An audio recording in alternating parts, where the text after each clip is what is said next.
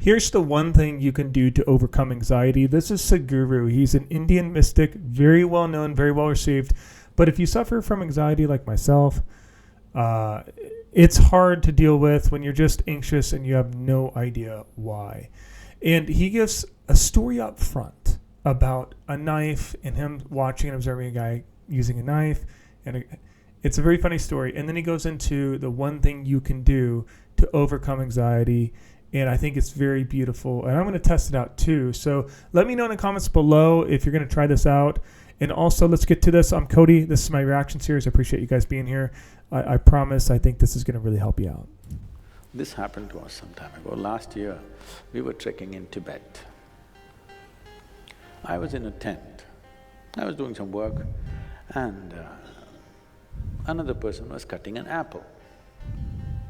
You know, one of these porcelain knives these days. So the other person around says to this person, "It's a very sharp knife, be careful." It irritates me a bit. I look like this because he's a grown man. If he's a child, it's different. Then we have to watch how he uses the knife. It's a full-grown man and a knife is supposed to be sharp. If it's not sharp, why do you call it a knife? So I ignored it and continued to work. In another 2 minutes, she says again, "It's a very sharp knife, be careful." I said, "Come on, he's a full-grown man, leave him alone, he knows how to use this knife. This stupid knife can't he handle? It's not some earth-moving machinery or spacecraft or something that he doesn't know how to handle. It's a knife." She says, "No, Sadhguru, it's a very sharp knife." All right. And I continue what I'm doing. In another 2 minutes, she whispers to me, "Please be careful, very sharp." And in another 2 minutes, he cuts his finger. Then I give up, okay. This is all that's happening. This is all that's happening with life. Here it is. You have an intellect for which you don't have a stable enough platform. Or in other words, you have a sharp knife, a very sharp knife in a very sharp knife in your hand, but your hand is not steady.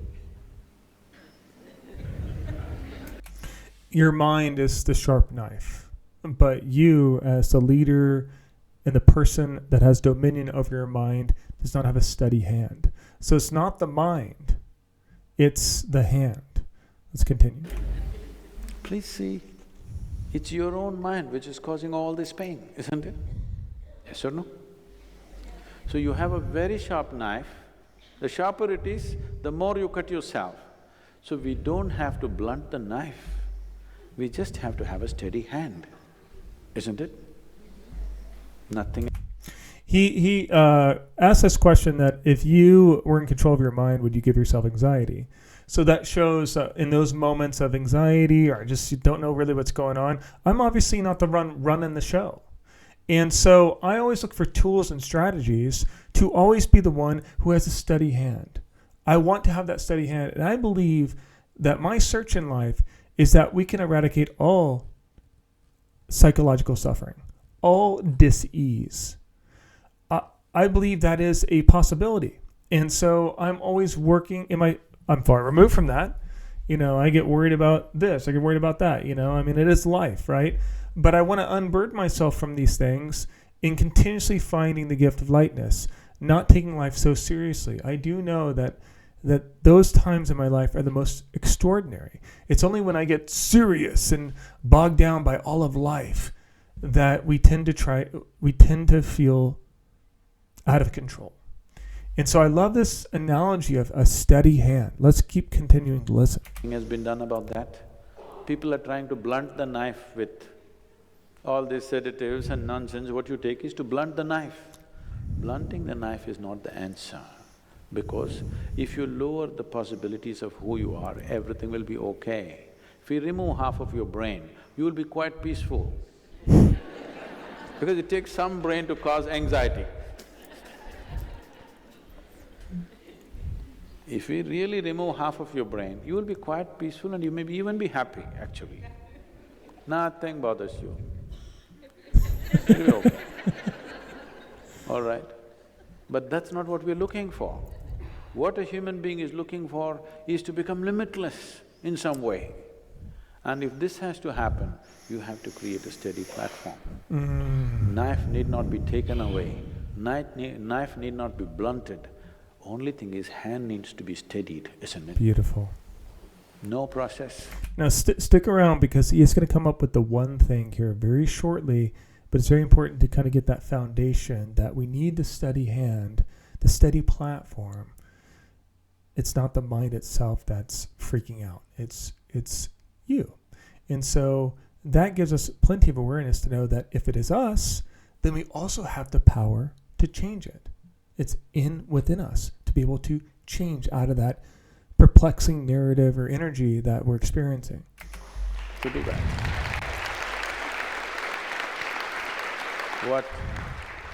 What inner engineering means, what yoga means is just this. When I say yoga, being in California, don't imagine all those impossible postures. Yoga does not mean postures, yoga means union, okay? The word yoga literally means union. This is the first form of union. Your right and left. This is called as Pingala and Ida in yoga, the masculine and the feminine within you. Just put it together, just do this simple sadhana, all of you. You can't do any other yoga. This much you can do, isn't it? What you do is something that concerns your life. It could be the sun coming up. Sun is coming up. Without sun coming up, you wouldn't exist on this planet, isn't it? The warmth of life is going on within you only because the sun comes up. Without the tree exhaling oxygen and you exhaling in carbon dioxide for it and this exchange happening, you wouldn't be alive, isn't it?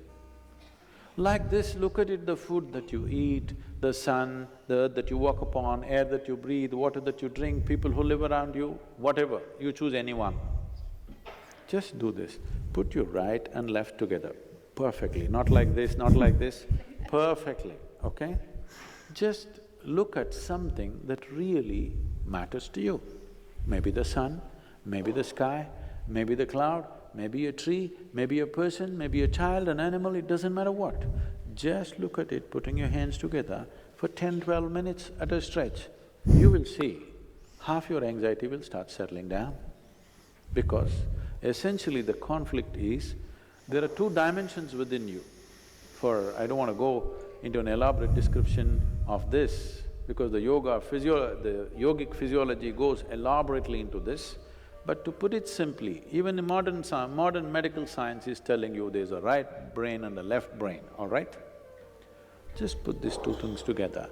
Look at with utmost love and appreciation towards something that matters to you. It could be your wife, it could be your husband, it could be your child, a tree, a dog, sky, sun, moon, whatever. Every one of them are vital for your life, isn't it so?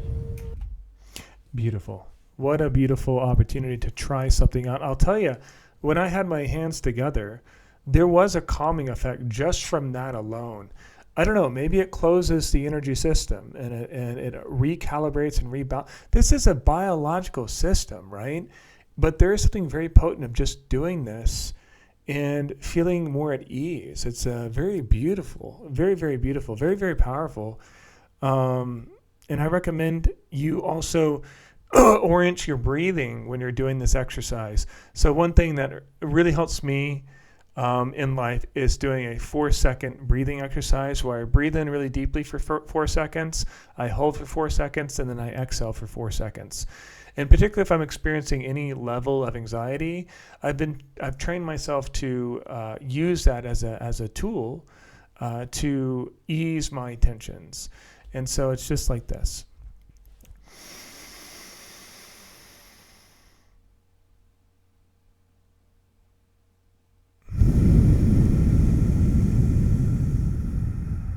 That's one.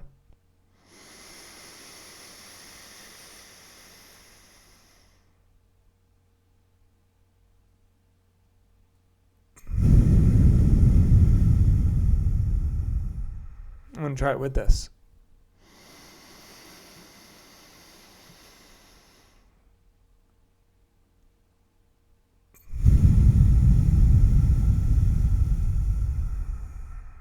Last one.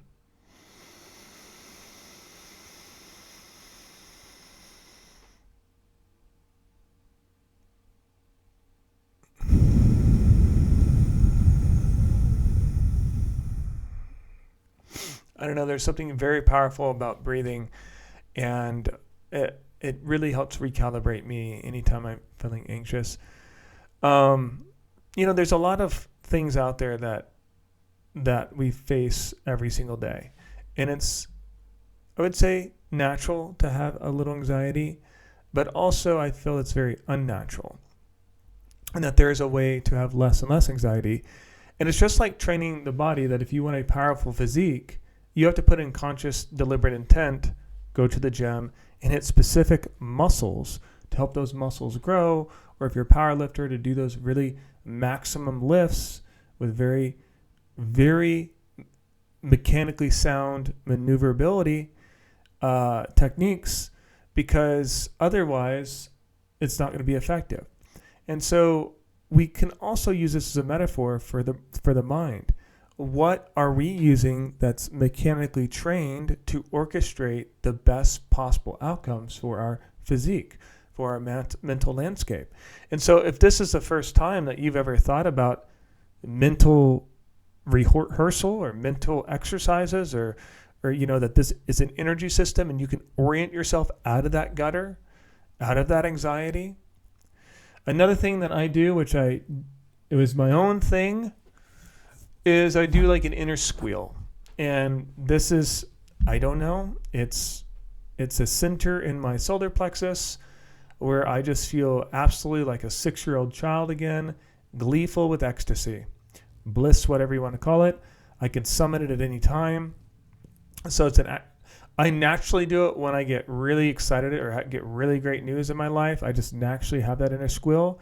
But I basically tighten my entire solar plexus. And I'll try it on camera here. I don't know how it's going to turn out, but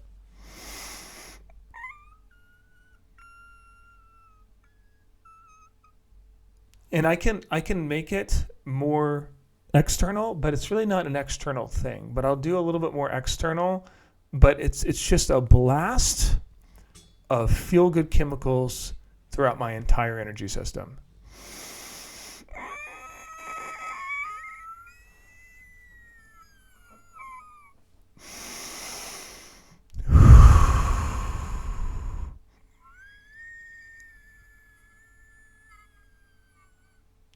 It's almost on the inhale. But that I do throughout the day, and it's just to help recalibrate and reorient my energy system.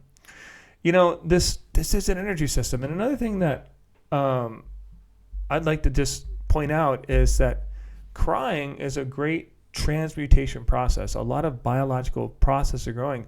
When you allow yourself to cry, it releases tension, it releases emotion, it transmutes all of that built up energy, and it dissipates it. And there's a massive calming effect right afterwards. So your body has systems in place naturally to recalibrate you back to homeostasis. So if I hope that this is just a small introduction of what is possible, that you can change kind of your own mood, your own temperament, your own energy system at any given time, at your will, at your command. So I hope that this video served you. If you feel I've earned a like, please like this video. Please comment it. That helps really push out the video to other people who could use this video right now to help them curb a little bit of their anxiety, a little bit of their tension. And if you feel that I've earned it, please subscribe to the community. We're always trying to elevate our potential, lift our awareness, live a higher quality life. We're not all airy-fairy over here. There's a lot of great psychological, practical advice, but we're not afraid to look at anything. We're not afraid to observe and witness and react to things that go down the rabbit hole. So if there's any video you'd like me to react to, let me know. Drop it in the comments below. Otherwise, I'll catch you guys on the next reaction video. Thank you so much for your time. Take care now. Bye-bye.